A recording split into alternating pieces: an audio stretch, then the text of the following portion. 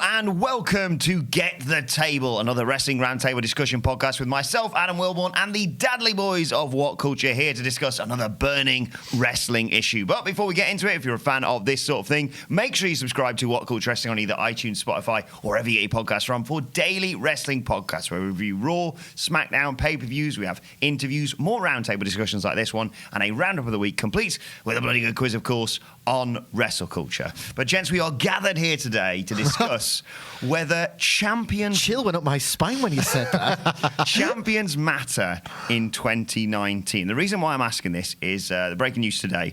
NWO Wolfpack TV on Twitter has been running the numbers and has discovered that Seth Rollins averaged out a lower show attendance than Jinder Mahal when he was WWE champion. And on top of that, Kofi Kingston could be the fourth lowest drawing WWE champion in history, which averages out at just under 3,000 fans for each house show or show that they put on, basically.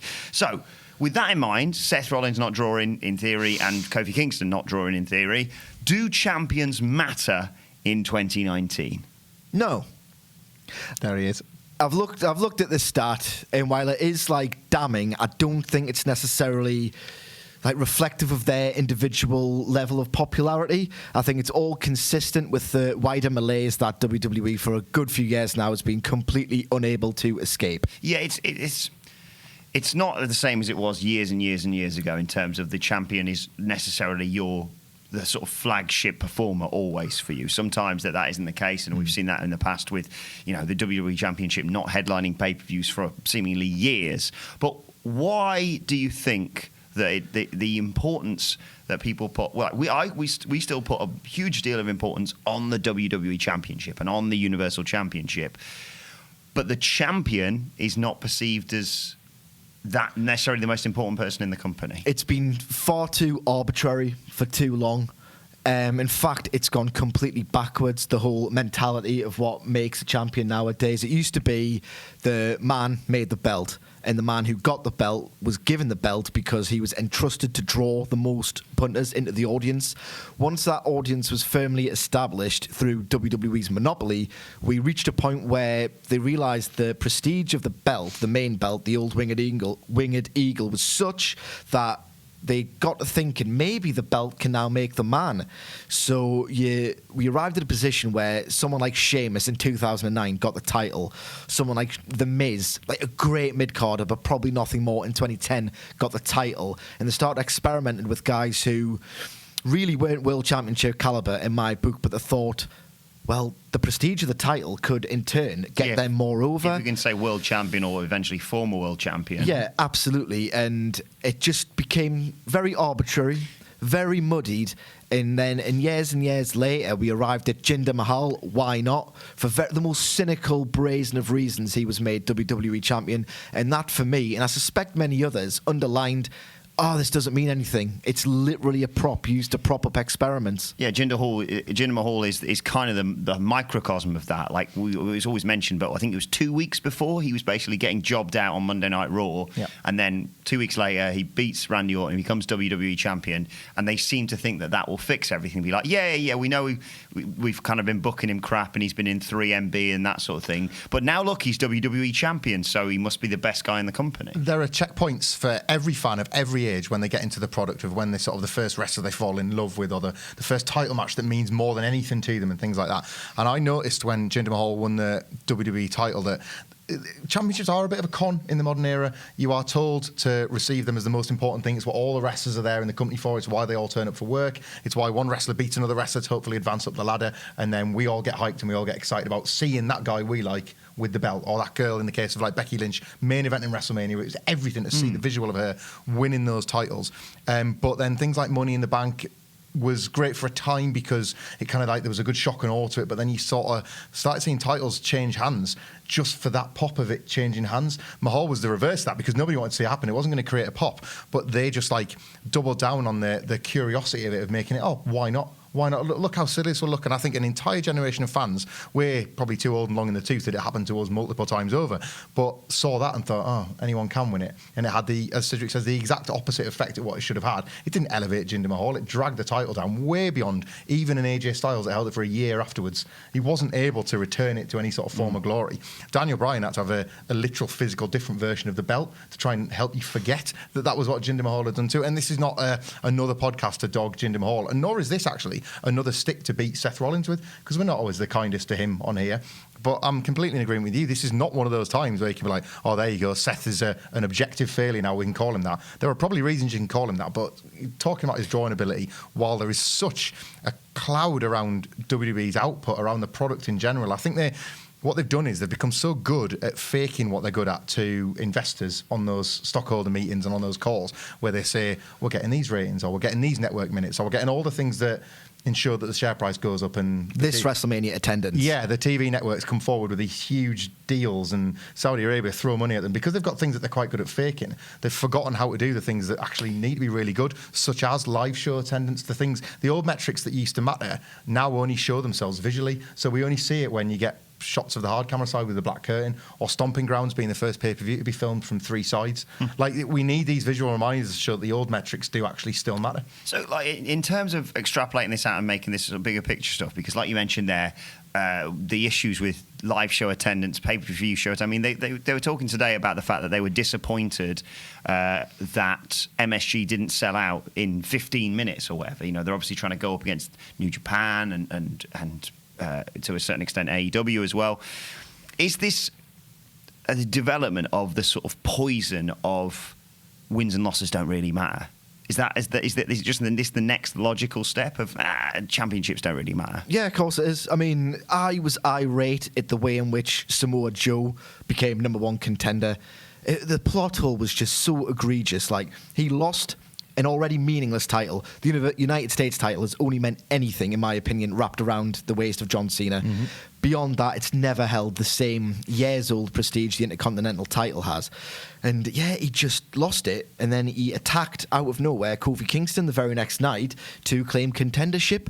And the championship is physically just a bit of metal and leather. It's how you build it in storylines, and it's not just the performance you put it round, it's how you build it as this thing that you have to out-wrestle your opponents for to a level you've never done before, or you have to do something fiendish if you're a heel to get your hands on it. It's just something you can just literally amble on stage and get a sniff at, and it just means absolutely nothing. There's no world building around it. It's not like, if you look at something like Game of Thrones, and it's not a close analogue to the way WWE does its soap opera storytelling, the lengths that people have to go to get to that throne, the people have to hurt along the way, it's this mythical the sacrifices thing that you have to make. Yeah, absolutely. This title is something that you can just attack someone for, even if you're one of the worst storyline performers on the card on any given night 24 hours previous, and you can just get it. Like, it's so flimsy. The narrative is so flimsy to get there that it can't mean anything. Why is this? Because just as you said that, the thing that popped into my mind was the Cole Gargano sort of training package that led towards their match for the NXT Championship. Because in NXT, I'd say the NXT Championship, and certainly the NXT Women's Championship, they both really matter. They are not easy things to get to, and there has been numerous NXT champions, but you look back, aside from early booking decisions, let's just say, you look back and you say there haven't really been any missteps there. No, and I think it's, we always end up sort of saying the Triple H Vince McMahon comparisons, but I do think Triple H still books, especially the titles in NXT, like always books them as the wrestling he remembers. He grew up watching Ric Flair in the NWA, and even as a WWE superstar himself, fought tooth and nail to hold on to those titles as if it was as real as it got when he believed he was the right man for the job. We can argue as fans whether or not he was. He absolutely definitely wasn't for a lot of those times. But he thought, well, I'm the most valuable guy we've got, and the title belongs with me, and until somebody is more valuable than me, then it shouldn't be around anyone else's waist. He put over Dave Bautista in a way that he didn't Randy Orton, because it was a show of faith in someone like Bautista. And I think he he applies that thought process to NXT with his titles because, yeah, the takeovers have become such a prestigious show because it's mainly for those titles, isn't it? 3 of the big matches are normally always the 3 major NXT titles being defended, and they're huge in prestige, they're huge in status. The NXT Women's title, in my opinion, is probably the most prestigious title in all of WWE, up and down all their various offshoots, because there's been 5 or 6 champions in its 5-year history. Every champion is built with the sort of the honour of an almost like a Hogan-like figure, where nobody can touch them, nobody can get near them until they've levelled up, as Cedric points out, levelled up and up and up and up, and had to do so much of everything just to even get into contention.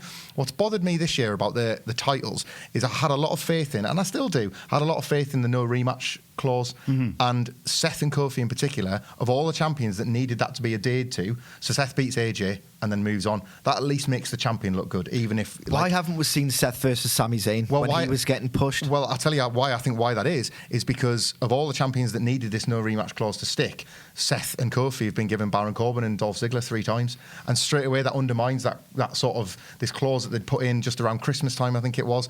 Those were the guys that needed to be racking up wins, because that's how you build. Nothing's going to happen overnight. We complain enough about them looking to try and hotshot things. If you go a year where guys are getting shots once, and if they don't win, back of the line, and it's on to the next one and on to the next one. And yes, you've got things like Money in the Bank that kind of do interfere with the process of that. But let's just say that Seth gets his belt back off Brock and then goes on a run where he sort of re-establishes himself, including the likes of, say, Roman Reigns, top guys getting shots and losing. Then you are going some way to rectifying this problem.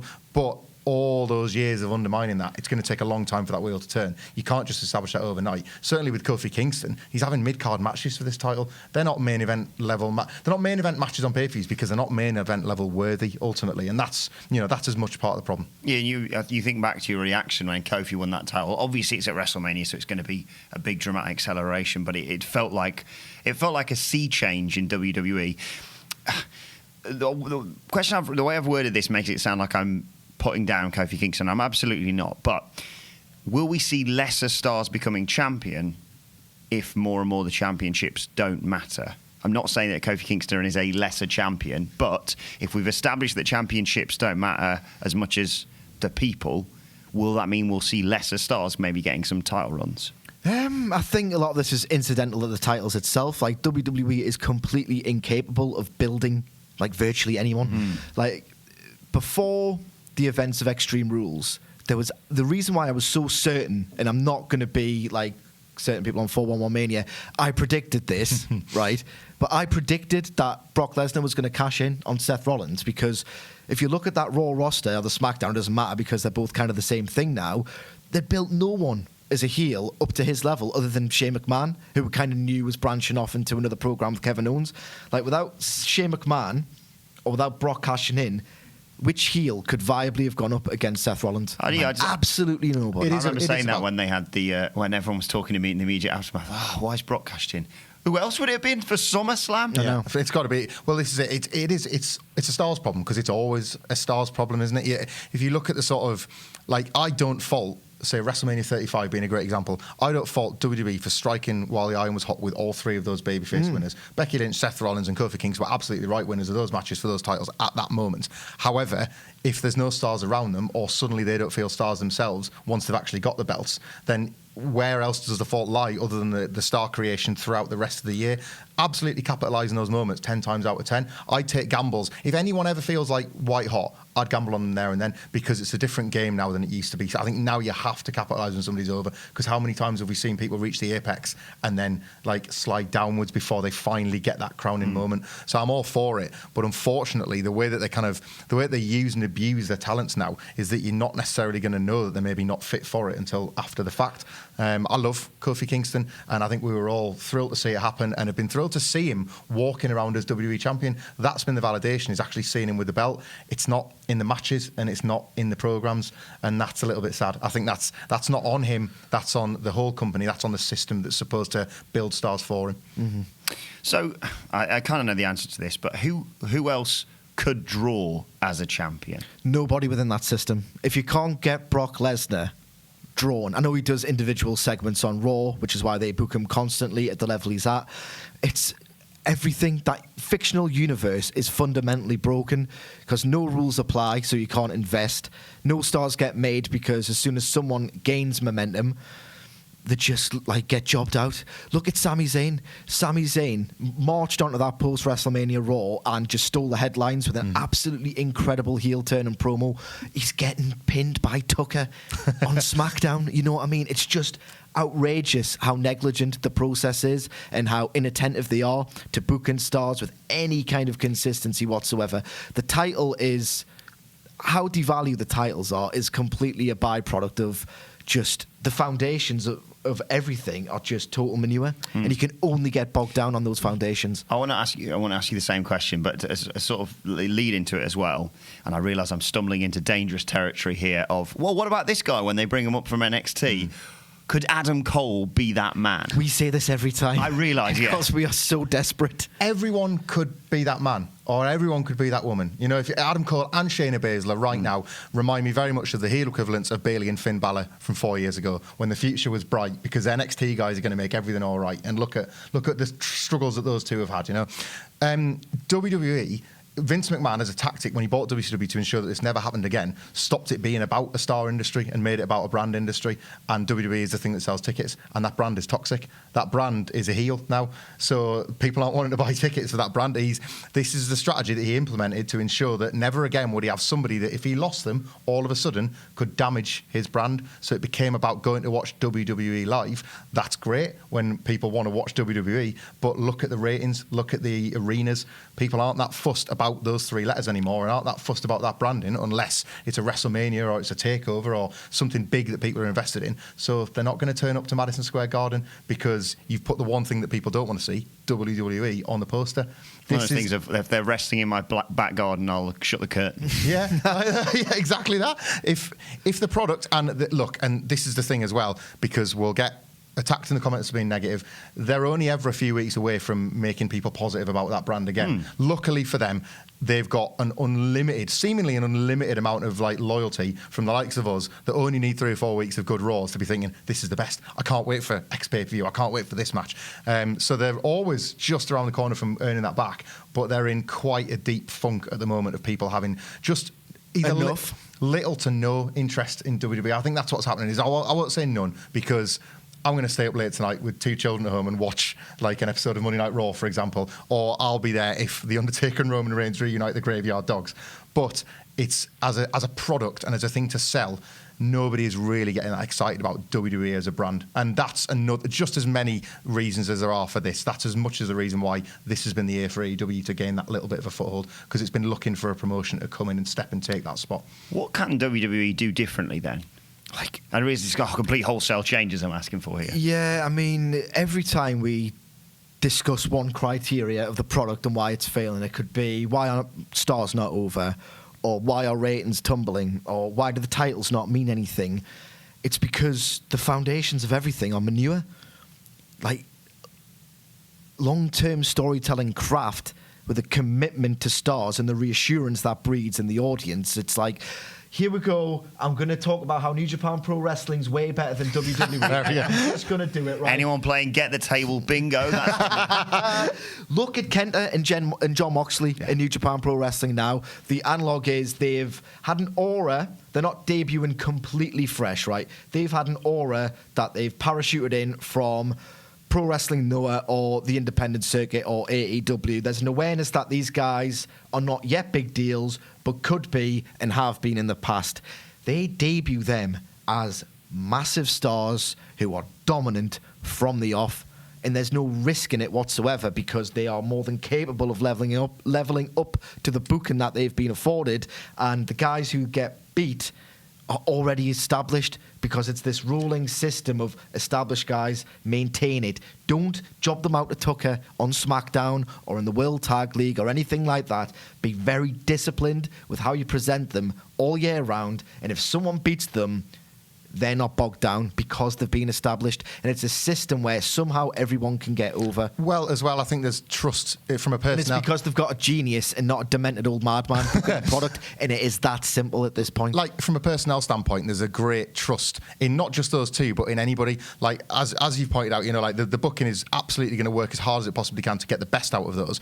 But in kayfabe and reality, they're being told to go out there and be their best selves. So if a John Moxley and a Kenta, I've literally written that in an article. if they didn't have it anymore, then already this booking would probably be like, Gator's gears would be turning and be thinking, well, that idea I had for them is not going to work as well as I thought because they just don't have it anymore. And they're going out there and they're showing it. They're being given the confidence to just flex their most amazing selves in obviously a very high-profile spot like the G1.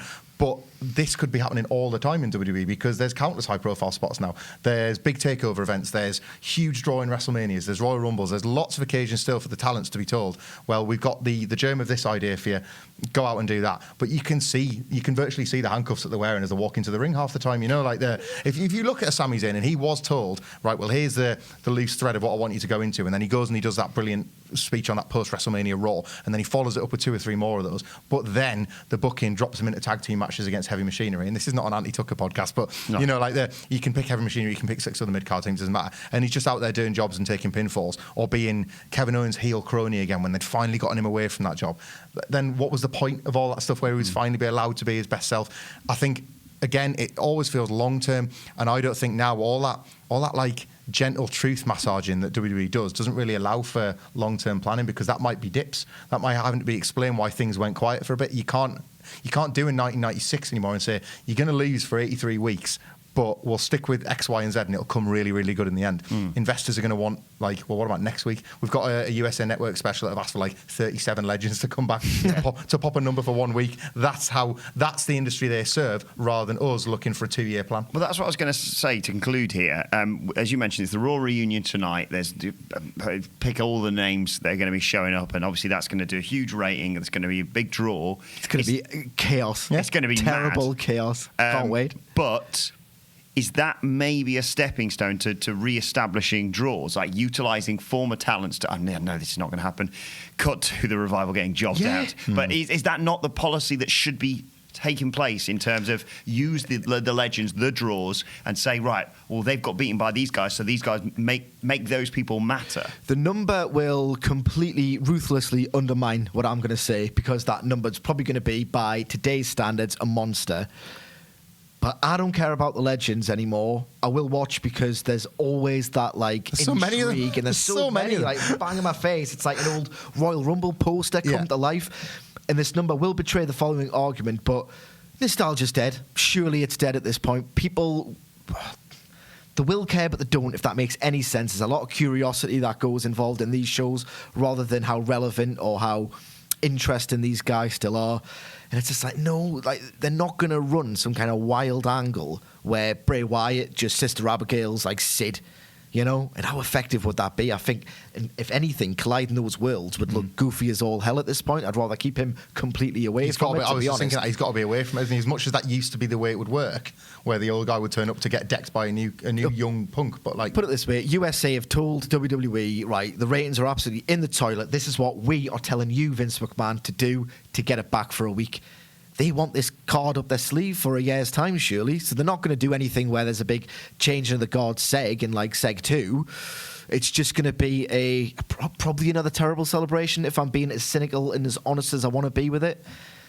Raw 25 was crap. I was going to say, at least it's only in one arena. It was absolutely awful. And realistically, like, if you look at how they struggle to book that roster that they've got, that monster roster week to week, another 37 names on top of that, it's going to be total chaos. In just about every program, they succumb to comedy. And especially with legends now, they succumb to comedy. And funny's never money, is it? Like, you can get one great night off it. You can get a load of pops, and we can all have a really good time seeing our old favourites. I can't wait to see, like, Kevin Nash hoy a big boot in some young lad's face that really doesn't need it and run his hands through his hair. But it's not drawing a rating next week, is it, when he's not around for it? If Austin had a beer bash in 1998 with a returning Ultimate Warrior as a tacit, oh, you've got this mantle, I would have thought, honestly, as a 13, 14-year-old, not particularly discerning, I would have thought, oh, God, the Warrior, he's a bit of a relic.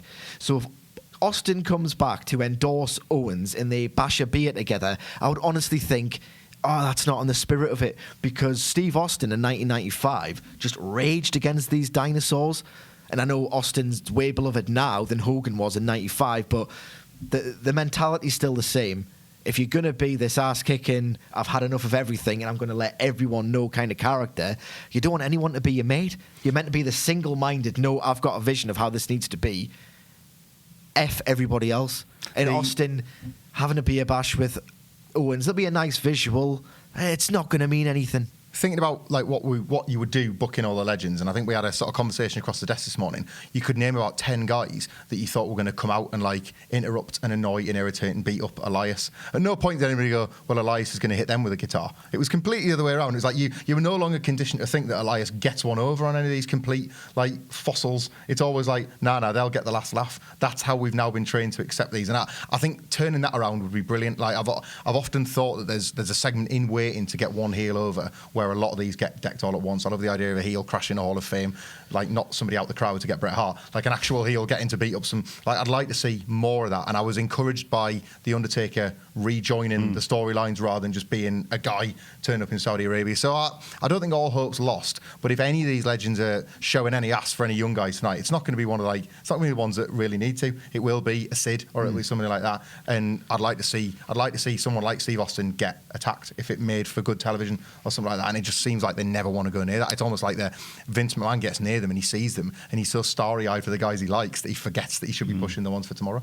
Well, let us know your thoughts in the comments section below or on Twitter at WhatCulture WWE. Watch there. You can follow all three of us. You can follow Michael Hamflett at Michael Hamflett. Follow Michael Sidgwick at FDM Crowd. Direct abuse to at M Sidgwick. You can follow me at Adam Wilbourn. You follow us all, as I said, at WhatCulture WWE. And make sure you subscribe to What Culture Wrestling wherever you get your podcasts from for daily wrestling podcasts. This has been Get the Table. My thanks to the Dadley Boyz. Thank you for watching or listening, and we will see you soon.